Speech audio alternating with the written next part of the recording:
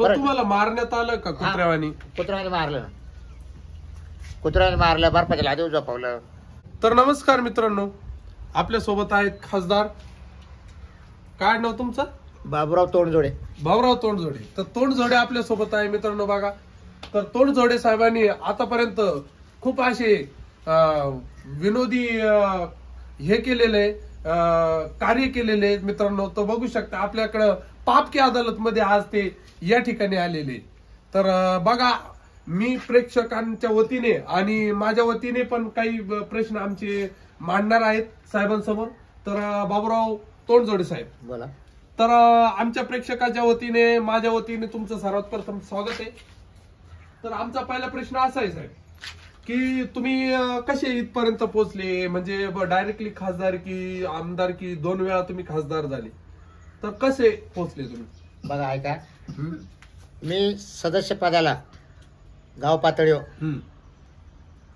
4 वेळेस पडलो, परत उभं राहायचो, परत पडायचो, मग एकदा निवडलो, सदस्य पद भेटलं गाव पातळीला. पण त्यानंतर परत सरपंच पदाचा फॉर्म टाकला, त्यावेळेस 2-3 वेळेस पडलो, परत डेअरिंग केली, परत उभं राहिलो, त्यावेळेस निवडून आलो. त्यानंतर पण म्हणलं सरपंच पद भोगलं गाव पातळीवर. आता म्हणलं तालुक्यावर जाऊ, डायरेक्ट आमदारकीचा फॉर्म भरला. ओके. तर आमच्या प्रेक्षकांच्या आम्हाला काही प्रश्न आलेले आहेत. त्यात पहिला प्रश्न असा आलेला आहे. बोला. पहिला प्रश्न तुम्हाला सरळ सरळ विचारायचा असं की तुम्ही जेव्हा खासदारकीच्या अगोदर जेव्हा तुम्ही सरपंचाला उभे होते, तर गावाच्या अनेक महिलांना तुम्ही छेडलं, असं तुमच्यावर गुन्हा आहे. कोण म्हणतात? आरोप आहे असा लोकांच्या कोण वतीने. म्हटलं सर? आहे, गावाचा आरोप. ऐका, त्यांच्यापर्यंत त्यांच्या सुविधा पूर्ण म्हणजे पुरवल्या मी सरपंच असताना. त्यांना पाणी दिलं, त्यांना परत गावामध्ये त्यांना रस्ते करून दिले, त्यांना परत गावामध्ये आणखीन स्मशानभूमी बांधून दिली, त्यांना परत गावामध्ये लेडीजला म्हणजे संरक्षण दिलं चांगलं. कोण म्हणतं असं माझ्याबद्दल? हे बघा, आता आमचं काम आहे तुमच्याकडून फीडबॅक घेणं. हो. तर ठीक आहे, आपण दुसरा प्रश्न वळूया. चालेल. दुसरा प्रश्न तुमच्या असा आहे, बोला, की तुम्ही अनेक महिलांना घरं दिली, पण तुम्ही शक्यतो त्याच महिलांना जास्त घरं दिले की ज्या महिलांना प्रॉब्लेम होता, की ज्यांचे नवरे वारलेले होते वगैरे, अशा लोकांना तुम्ही घरं दिली. तर तुम्ही त्या बायांविषयी कृतज्ञता व्यक्त केली, असं का? नाही, कसं राहतं माहितीये का, ज्या बायांचे नवरे नसतात ना, त्या बाया विधवा असतात, त्यांना प्राधान्य पहिलं त्यांना द्यावं लागतं. एक ध्यानात ठेवा, कारण त्यांच्या मागे आधाराला कोण नाही राहत. तो आधार माझा राहायचा. हो. तर मी आज पहिल्यांदा ना त्या लेडीचं काम करतो. त्याला घरकुल दिलं, त्याला टॉयलेट दिले, त्याला पर नळ काढून दिले घरापर्यंत. अशा सुविधा भरपूर दिलेल्या मी त्यांना. ओके. तर आपण प्रेक्षकांना, अनेक मीडिया आपल्या सोबत आहे, तर आपण प्रेक्षकांमधून काही जाणून घेऊया की तुमच्यावर जो पहिला आरोप होता की तुम्ही बायांचे छेड काढायचे, तर तो कितपत योग्य आहे किंवा त्याविषयी काय वाटतं, तर आपण प्रेक्षकांकडून आणि मीडियाकडून जाणून घेऊया. तर मीडिया प्रेक्षक वर्गांना मी असं विचारू इच्छितो की आपल्यातून काही प्रश्न असे आहेत की बाबूराव तोंडजोडे यांना विचारायचे तुम्हाला? हो, विचारायचे. आम्हाला प्रश्न खूप आहे आमच्याकडे. आम्हाला असा प्रश्न होता एक, का तुम्ही ठकूबाई बरोबर किती वेळेस तुम्ही मध्ये गेले पोलीस स्टेशनला आणि बाहेर आले, तर तुम्ही त्याच्याबरोबरच का एवढं हे केलं? हा आम्हाला सगळ्यात जास्त महत्वाचं हे होतं, नाही का, पॉइंट होता. आणि बोलण्यात पण आहे आणि विचारायचं पण आहे की तुम्ही असं का वागले. आमच्या प्रश्नांचे उत्तर येतात तेवढे. तुम्ही असा प्रश्न मला विचारलाय ना, काय झालं माहितीये का, त्या बाईला मी कधी घरकुल दिलं नाही, कधी त्या बाईला टॉयलेट दिलं नाही. ती रोज यायची, माझ्याशी भांडायची. हो, बरोबर. तर त्याच्यामुळे त्या बाईने काय केलं, माझ्यावर पोलीस केस केली. हो, मी पदावर असताना. मग त्याच्यामुळे त्या बाईने मला तिला जेलमध्ये टाकलं होतं. कारण काय बा त्याचं? असं नाही दिलं मी घरकुल नाही दिलं म्हणून बाकीच्या बायांना तुम्ही घरकुल दिले, बरोबर, आणि बाकीच्या घरपोच तुम्ही सगळ्या सुविधा केल्या, मग त्या बाईलाच का नाही केलं तुम्ही? नाही, ती बाई मला क्रॉस जायची ना प्रत्येक टाळाला, ती माझ्या विरोधातच उभी राहायची. हो, मग नाही सरळ बोलायचं तर तुमचं आणि ठकूबाईचं लफडं होतं असं बरेच लोक बोलतात तुमच्या असं नाही, गावात. हे बघा कसं बरेचसे आहे. लोक बोलतात कवा ठोकूबाईचं आणि आमदाराचं लफडं चालू आहे बा. तर हे नेमकं किती खरं आहे आणि किती खोटं आहे हे तुमच्याकडून जाणून घ्यायचंय आम्हाला. नाही काय माहितीये का, हे जग जनार्दन आहे, जनता काही म्हणाल. मी आज त्या बाईशी बोलत सुद्धा नाही. काय एवढं मागे बोललो असेल, काय एवढं मागे तिला दिलं असेल मी. Okay okay. हो, पण आता तिचा माझा काही संबंध राहिला नाही. तिने मला जे केस केली, मला जेलमध्ये टाकलं, तसं पण तिचा आपला विषय संपलेला आहे. Okay okay.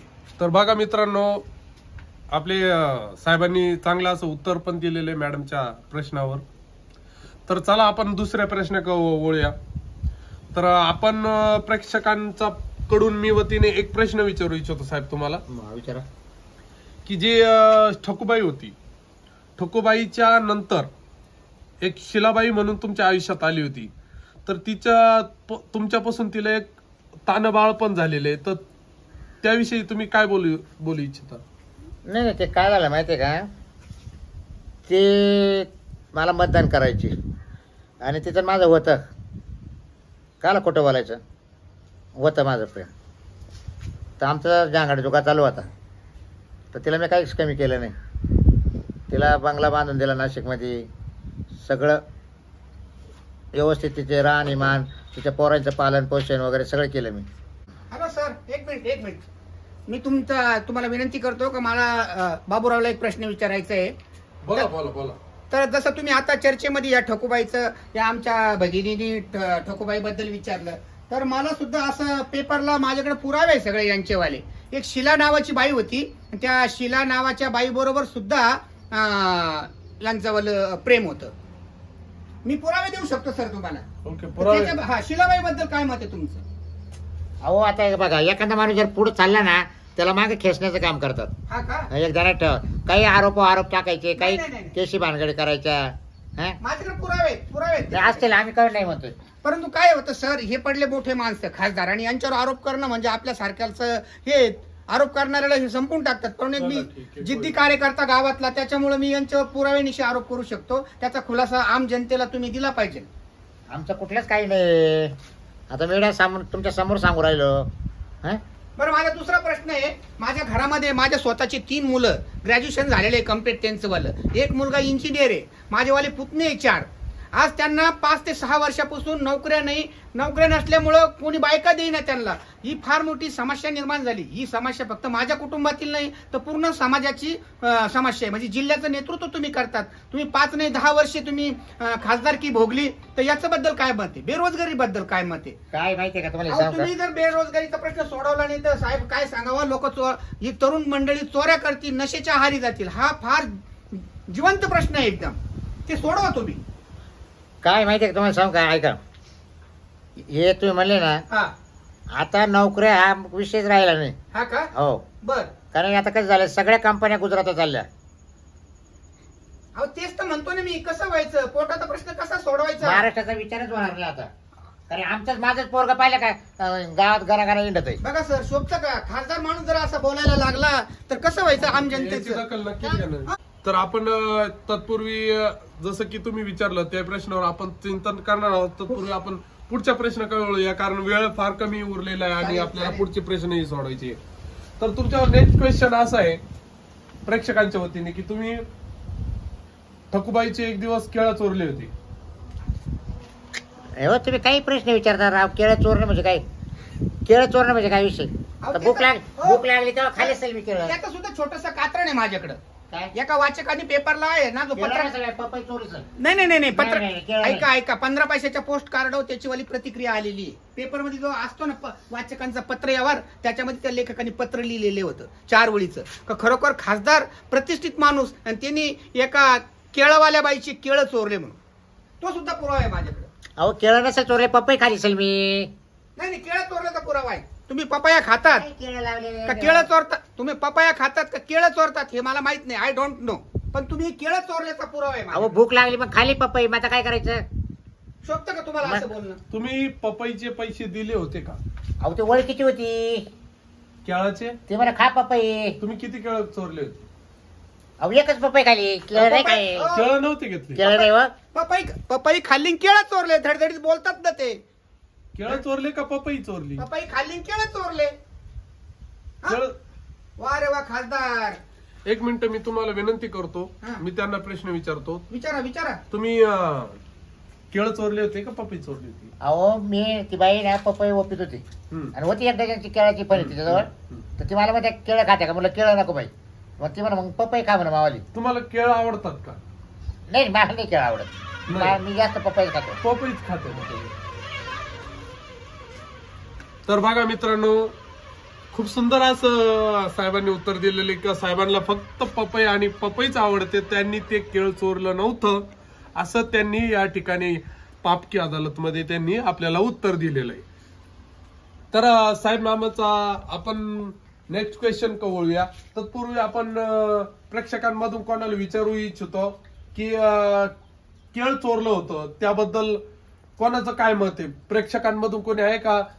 मला बोलायचंय, मी का एक पुस्तक म्हणजे पेपरात वाचलेलं होतं की त्या पेपरामध्ये अशी बातमी होती की बाबूरावने आमदार जो खासदार होता तो बाबूराव आहेत आणि बाबूरावने केळी कच्ची ते पिकू पण नाही दिले त्यांनी केळी आणि ते कच्चीच केळी चोरून नेली. म्हणजे कच्च्या केळं चोरल्याचा आरोप आहे तुमच्यावर. कच्चे केळी तुम्ही चोरले. अच्छा. हे खरं आहे का? काय आता ते बघा साहेब काय मला स्पष्ट बोलायचं आहे की तुम्ही केळी पिकून का दिली नाही? नाही पिकेल केळ मला आवडत नाही. बघा ते लूज होतं. कबुली दिली. नाही ते केळ आहे ना नरम राहतं, लूज राहतं, ते तोंडापर्यंत जात नाही. आपण कातड्या सोलल्या का त्याचा तुकडा होतो. अच्छा. तसं कच्च्या केळ्यामध्ये कडकपणा राहतो, हा. म्हणून मी ते कच्च्या केळ्या चोरले. चोरले. बघा. ओके. तर बघा मित्रांनो, खूप सुंदर असं साहेबांनी उत्तर दिलेले. तर साहेब आम्ही तुमच्यावर नेक्स्ट आरोप असा आहे की तुम्हाला बऱ्याच बायांनी चपलानी मारलं होतं, तर ते खरं आहे ती बातमी का खोटी असं विचार? नाही त्याने काय केलं माहिती का, दंगल झाली आणि त्याने मोर्चा काढला होता. त्या मोर्चामध्ये ना चपला फेको आंदोलन केलं त्याने. माझी गाडी चालली होती तर मला गाडीच्या बाहेर खेचलं आणि त्याने आंदोलन चालू होतं त्यांच्या रस्त्यावर. मग त्याने चपला फेकून हे केलं मला. ओके. हो. स्वागत केलं तुम्ही? नाही स्वागत नाही केलं, चपला मग फेकलं. काय केलं? चपला फेकलं फक्त. आपण स्वागतच केलं ना चपला फेकून. अच्छा, स्वागत केलं. हो. तर साहेब तुम्हाला ते जे चपलांनी स्वागत केलं होतं तुमचं चपलाचा हार घालून, तर ते कसं वाटलं तुम्हाला तेव्हा? त्यावेळेला तुमची काय भावना होती? नाही त्यावेळेस माझ्या म्हणजे कसं मनस्थिती चांगली राहिलीच नव्हती, कारण त्यावेळेस माझी मनस्थिती बिघडली होती. पण आता कसं लेडीज असल्यामुळे मला काही बोलता आलं नाही आणि आपण खासदार असल्यामुळे काय आपल्याला जास्त बोलता नाही आलं, कारण मला लगेच पोलीस बंदोबस्त बोलावं लागलं त्यावेळेस, लेडीज वगैरे सगळे पोलीस स्टेशनचे. मग त्यांना बाजूला केलं, माझी गाडी काढून दिली. तर तुम्हाला चपला लागल्या होत्या का त्या? नाही असं राहतं ते. आता दंगल म्हटलं ना तर कोण कोण काय पिकेल, कोण कोण काय पिकेल काही सांगता येत नाही. तर बघा मित्रांनो, खूप सुंदर असं पुन्हा एकदा आपल्या लाडके खासदार जे 2 वेळा खासदार झालेले मित्रांनो, त्यांनी खूप सुंदर असं उत्तर दिलेलं आहे.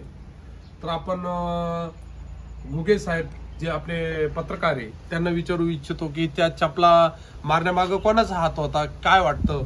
तर ते काही प्रश्न विचारतील साहेबांना, तर आपण त्यांच्याकडे. अहो साहेब, जे काही असं हे बघा, आता मी पत्रकारितेमध्ये जवळजवळ 25 वर्षापासून काम करतो आणि जे काही महिलांनी जो निर्णय घेतला ना तो एकदम योग्य आहे. चप्पल फेको आंदोलन, महिलांना आपली चप्पल किती प्यारी असती, परंतु असे जर लोकप्रतिनिधी जर आपण निवडून दिले आणि त्यांनी जर असे केळं चोरायचे, ठकीला पळून घेऊन जायचं, असे जर आरोप त्यांच्यावर जर असेल तर हे चपला मारायचे आंदोलन आहे हे एकदम योग्य झालं पाहिजे आणि डबल झालं पाहिजे. जोपर्यंत त्याचं तोंड फुटत नाही, कोणी का असाना, माफ करा मी खासदाराकडे बोट करून बोलत नाही, परंतु असा जर कोणी प्रतिनिधी असेल तर ते चप्पल फेको आंदोलन हे फेमस झालं पाहिजे. आणि प्रत्येक महिला भगिनींना मी विनंती करतो की तुम्ही इथून पुढे चप्पल फेको आंदोलनाचंच नियोजन करत जा, एवढं मला म्हणायचंय. तर बघा, असं सुंदर असा निर्णय म्हणजे सुंदर असं सजेशन आपल्या पत्रकारांनी दिलेलं आहे. तर हे सजेशन तुम्हाला मान्य आहे का? नाही आंदोलन हे तर झालीच पाहिजे ना.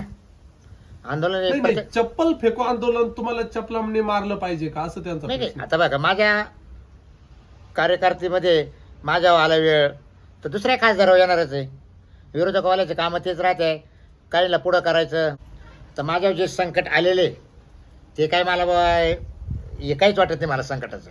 ओके. गण माझ्या ईडीची कारवाई केली, फार माझे छापे टाकले, काय असेल ना तर फार्म हाऊस येऊन चेक करून वस्तू ताब्यात घेऊन गेले. काय मग माल दन दौलत मालमत्ता ती जमा केली. मला सेंट्रल जेलला नेलं. त्याच्यानंतर मला मार दिला. मला डायरेक्ट बर्फाच्या गादीवर झोपवलं. गण त्रास सहन केला मी, पण तरी मी यायला सामोरं आहेच. मी घाबरत नाही. अच्छा, म्हणजे हो. तुम्हाला बर्फाच्या लादीवर हो. झोपून कुत्र्यावानी बदलला असं तुमचा. हो हो ओके, म्हणजे तुम्ही ते कबूल केलेले. तर बघा मित्रांनो, बाबूराव खासदार यांना कुत्र्याच्या आईवानी मारलं तरी पण बाबूराव खासदार आपले सुधारले नाही. या जिल्ह्याला सुधारण्याची भाषा त्यांच्या ओठावर काही मित्रांनो दिसत नाही. तर चला तत्पूर्वी आपण पुढचा क्वेश्चन घेऊया, कारण वेळ फार कमी आहे. तर पुढचा प्रश्न साहेब असा आहे तुम्हाला, की तुम्ही खासदार आणि या पॉलिटिकल करिअर मध्ये येण्याच्या अगोदर तुमच्यावर काय आरोप होते की तुम्ही लोकांच्या म्हशी चोरल्या. तर तुम्ही तो म्हशी चोरायचा बिझनेस अजून कंटिन्यू करतात की तो म्हशी चोरायचा बिझनेस तुम्ही सोडलाय आता? नाही, काय झालं ते ज्यावेळेस गाव पातळी होतो ना मी, त्यावेळेस मित्राबरोबर राहायचो मी. आणि मित्राबरोबर मला ती सवय लागली चोरीची. 4-5 जणांची. मग आम्ही म्हशी कोणाच्या रानात बांधेल राहायच्या, रानात चरायला असल्या का तिकडे तिकडे घेऊन पळायचो, लगेच वप टाकायचो. बरोबर आहे. साधारण तुम्ही त्या काळात किती चोरी केली अशी? काय 5-25 हजाराचे आपल्याला खर्च आहे पाण्यापुरते. तेव्हा पैसा फार भेटत नव्हता. त्यावेळेला तुम्हाला पकडण्यात पण आलं होतं. तुम्ही आमदार झाले का आणि मग खासदार पण झाले का? नाही, 2 नंबर पैसा तुम्ही जो कमावला त्याच्यानेच तुम्ही मोठे झाले का? एकदम राईट प्रश्न आहे हो. या भगिनीचा. एकदम राईट प्रश्न. माझा तोच प्रश्न आहे. म्हणजे तुम्ही चोऱ्या चपाट्या करून खासदार झालेत का? हो. असा थेट प्रश्न आहे माझावाला. आम्हाला हेच स्पष्ट बोलायचं होतं, पण मी बोलू नाही शकले. आमचे जे मोठे सर आहेत त्यांनी बोलून टाकले स्पष्ट. तर आम्हाला याच्यामधून तुम्ही काहीतरी हे द्या बॉस. म्हणजे म्हशी चोरून तुम्ही आमदार खासदार झाले. हो. लोकांना किती पैसे वाटले तुम्ही आमदार खासदाराच्या वेळेस? काय माहितीये का, नाही मी त्यावेळेस पैसे नाही वाचले. त्यावेळेस मी चांगले कामं केले. मग माझ्या जीवनामध्ये सुधारणा झाली का, मागं आपण काय केलं ते सोडून दिलं. मग आपण चांगल्या कामाला लागलो. मग लोकांचा प्रतिसाद भेटला मला. तर मग मला त्याने आमदारकी निवडून दिलं. मग आमदार झालो. लगातार 3 वेळेस ना आमदार झालो. ते मागचं काय झालं ते सोडून दिलं मी विषय. त्यावेळेस पोरगळपणा राहायचा ना. अच्छा अच्छा अच्छा. पण तुम्ही आता या विषय काढायचं काही कामच नाही ना. अच्छा, आता त्या गोष्टीला म्हणजे हा आरोप आहे, आम्ही नाही करत पण या साहेब. गोष्टीला 40 ते 50 वर्ष झाली. हा आरोप आहे जो प्रेक्षकांच्या वतीने आरोप तुमच्यावर काय टाकण्यात आले. त्या आरोपापैकी हा एक आरोप आहे तुमच्यावर की तुम्ही म्हशी चोरायची असा. हा, मग करायचं ना ते काम आम्ही. दिस इज नॉट कन्फर्म. आम्हालाही माहित नाही कन्फर्म तुम्ही चोरी करत असेल किंवा नसेल. बरेच लोक विचारायचे का तुम्ही भंगारच्या वायरी पण चोरून आणल्यात त्या काळात. हा, गारगार खायला. हा, गारीगार खायला. तर त्यामुळे आमचा तो थेट क्वेश्चन आमच्या सर्वांच्या वतीने होता. तर बघा मित्रांनो, खूप सुंदर असं उदाहरण देत साहेबांनी आपल्याला उत्तर दिलेलं आहे. तर साहेब, मी पुन्हा एकदा प्रेक्षकांची काही मीडियाची यावर प्रतिक्रिया घेऊ इच्छितो. तुम्ही जे भंगार चोरले तर ते भंगार किती रुपयाला तुम्ही विकायचे त्या काळात आणि किती रुपये तुम्हाला त्याच्यातून प्राप्त झाले? तुम्ही त्या पैशाचं काय केलं? अहो, त्यावेळेस भंगारला भाव तरी काय राहायचा हो.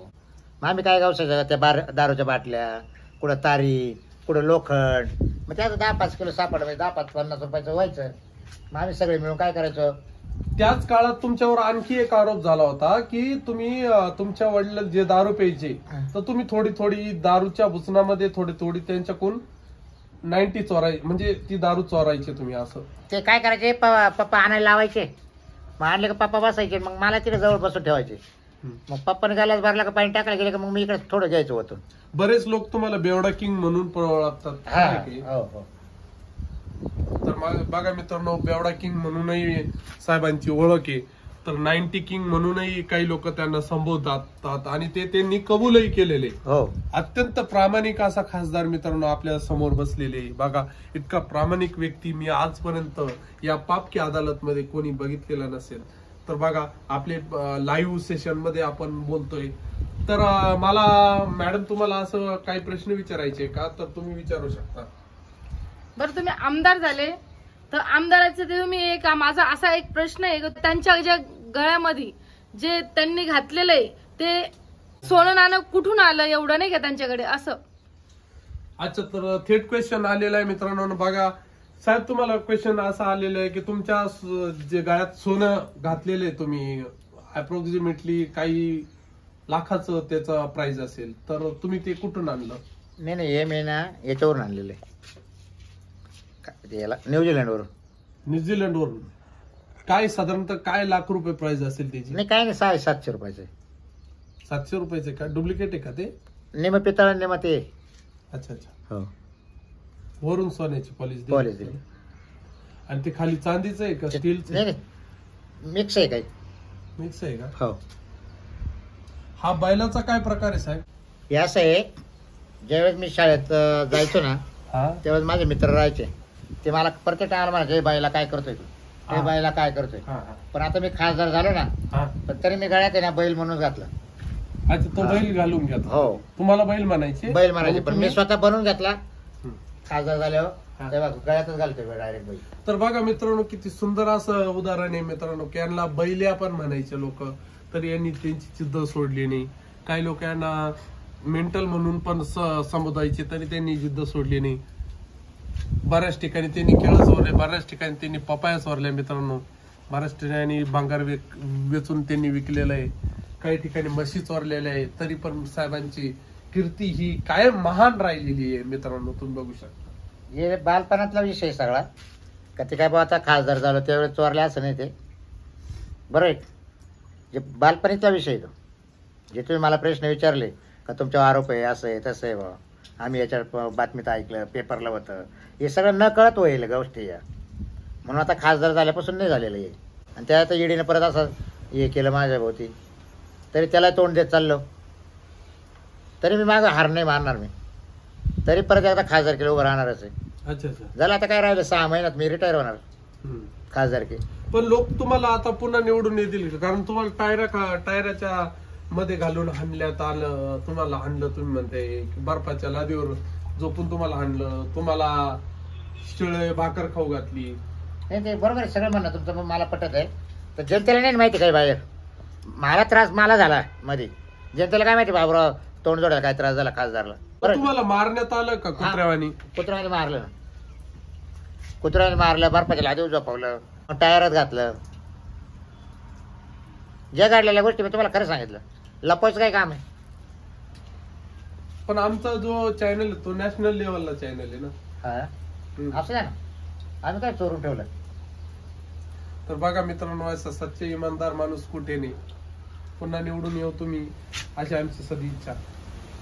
नमस्कार मित्रांनो, इथंच माझं जे मुलाखत घेतली पत्रकारांनी आणि तेच डायरेक्टर, तर मी जे थांबतो. नमस्कार. धन्यवाद.